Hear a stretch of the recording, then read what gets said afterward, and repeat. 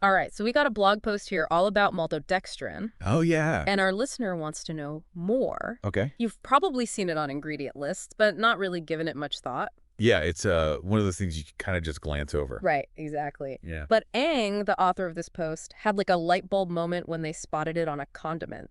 Oh, Their post is called Notes on Dieting, Part 55, Maltodextrin in Processed Food. okay. It's on qianmeng.org, published December 27th, 2024. Gotcha. And Aang describes himself as an old software plumber, Mm. which I love because it makes me think they're used to like dissecting complex systems. You're getting down to the nitty-gritty. Exactly. Yeah. So what they find when they dug into maltodextrin? Well, what's interesting is that maltodextrin is kind of hiding in plain sight. Really? Yeah, it's a processed carbohydrate derived from starch. Okay. And that starch could be corn, rice, potato, or wheat starch. So a lot of different sources. Yeah, a variety. Interesting. And it's used in a ton of processed foods as a thickener, a filler. Huh. And sometimes even replaces some of sugar's properties, like the texture, Okay, so it's a processed carb, but is it actually better for you than sugar? That's where things get a little complicated. Oh. Maltodextrin might not taste as sweet as table sugar, but it gets absorbed into your bloodstream really quickly. Oh, wow. And that means it has a high glycemic index. Okay. We're talking like 110 compared to glucose at 100 and table sugar at around 80. So it's even higher than sugar. Yeah, Wow, that's a pretty big difference. it is. So even though it's not sugar, it can spike your blood sugar even more. Exactly. And that's where the potential health concerns come in. Okay, I see. Imagine you're eating something with maltodextrin. Your blood sugar spikes rapidly, and then your body releases a bunch of insulin to try to bring it back down. Ah. But over time, consistently high insulin levels can actually contribute to insulin resistance. And that's bad, right? It can be, yeah. Right. It can lead to type 2 diabetes. Wow, so it's not just about the immediate effect, but the long-term impact on your body. Yeah. And while maltodextrin itself isn't necessarily bad, Yeah. it's often found in highly processed foods that are already low in nutritional value. Oh, so it's adding to a problem that's already there. Yeah, exactly. Yeah. It becomes part of a larger dietary pattern that could increase your risk of things like high cholesterol and type 2 diabetes. It sounds like this seemingly harmless ingredient could be a bit of a wolf in sheep's clothing then. Yeah, that's a great way to put it. It's a reminder that we need to be smart consumers and really look closely at those ingredient lists. Yeah, I'm starting to see why Aang had that light bulb moment. Yeah. It's easy to think that if something isn't sugar, it must be better for you. But as we're learning, that's not always the case. Definitely not. Have you ever had like a similar experience with an ingredient you thought you knew? Oh, absolutely. Yeah, tons of times. Food labels can be tricky, Yeah, like a minefield.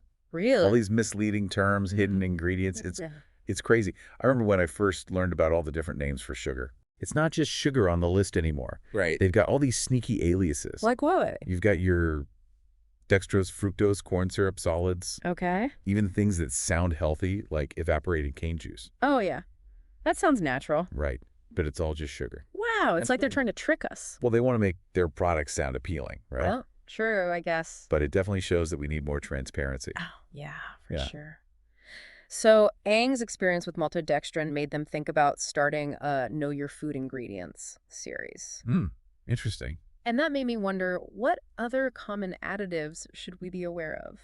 Oh, that's a great question. Yeah. Well, aside from all those added sugars we just talked about, Yeah. there's a whole bunch of additives out there. Really? Yeah. And they all do different things. Some are pretty harmless, but others, Not so much. right, like you've probably heard of trans fats. Oh, yeah. Those are the ones that are bad for your heart. Exactly. They're made through a process called hydrogenation, which basically turns liquid oils into solid fats. So that's how they do that. Yeah, it makes food last longer on the shelf and gives it a certain texture. Okay. But the problem is trans fats raise your LDL cholesterol. The bad cholesterol. Yeah, and they lower your HDL cholesterol, which is the good kind. So it's like a double whammy. Pretty much. Yeah. They really increase your risk of heart disease. Not good. Yeah. And what about artificial sweeteners? Oh, those are interesting. Yeah. They're in all those diet foods and drinks. Right. Promise of sweetness without the calories. Exactly. But there's a lot of debate about their long-term health effects. Oh, really? Yeah. Some studies have linked them to gut problems Mm-hmm. and even changes in metabolism. It's so hard to keep up with all the research. I know. Like one day something's safe, and the next day. It's a problem. Yeah, exactly. Well, science is always evolving. True. New research comes out, and it can change everything we thought we knew. Okay. But it's important to remember that just because a study finds a link, it doesn't necessarily mean that one thing causes the other. Makes sense. Like with artificial sweeteners, we need more research to really understand what's going on, Okay, so what can we do as consumers? besides becoming scientists ourselves. Yeah, right? Well, reading food labels is always a good start. Okay. Look for ingredients you don't recognize and do some research. Makes sense. And remember, the shorter the ingredient list, the better. So, like, if it's a paragraph, That's a red flag. yeah, that's a good rule of thumb, I feel like. If you can't pronounce it, you probably shouldn't be eating it. Haha, there's some truth to that.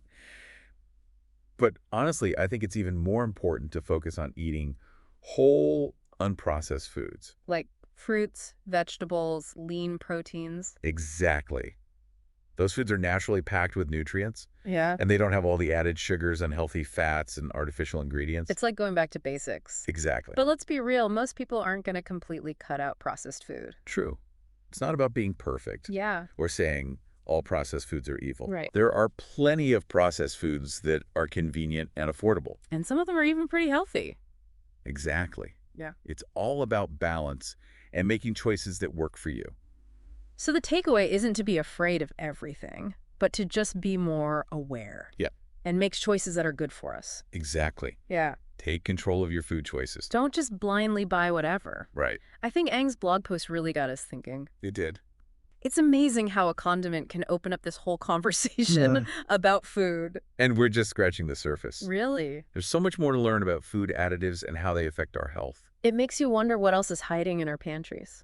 It does. Yeah, it really makes you think about all the stuff that goes into our food. Right. All the behind-the-scenes stuff we never really see. And I don't think it's about being scared of every little ingredient. Oh, definitely not. Yeah. It's more about understanding what's going on. Yeah, having the knowledge to make good choices for ourselves. Exactly. Empowering. It's empowering ourselves. I like that.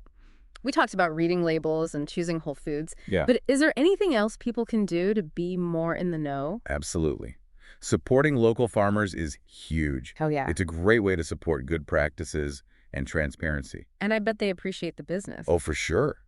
And don't forget about cooking at home. Oh, yeah. There's something so nice about knowing exactly what's in your food. I know, right? It's like you have complete control. Plus, it can be fun to experiment in the kitchen. Absolutely. Yeah. You can get creative and try new flavors. This has been such an eye-opening deep dive. It has. I have to admit, I wasn't always this aware of food labels. I get it. It's easy to just go through the motions. But this whole maltodextrin thing really made me stop and think. It's amazing how one ingredient can spark a whole conversation. It really is. And to our listener, we hope this has given you something to chew on. Yeah. Yeah. Maybe it'll inspire you to take a closer look at those ingredient lists. Or even try cooking something new. Every meal is a chance to nourish your body. And make choices that make you feel good. Exactly. Thanks for joining us on this deep dive into the world of food additives. It's been a pleasure. We'll catch you next time.